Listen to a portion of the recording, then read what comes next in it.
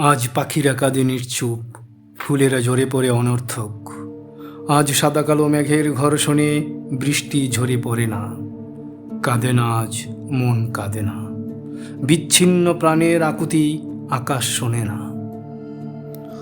তোমার পদচিহ্নে শত ফুলের লাশ, বাতাসে বাতাসে সব মরণ ফাঁস। তবু তুমি সুবাসিত সৌরভ ছড়াই পৃথিবী করেছ তোমার।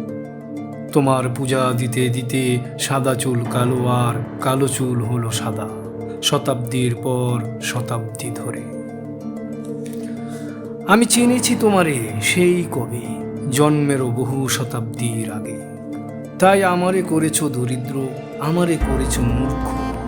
আমার সত্য শোনে না পৃথিবীর কেউ।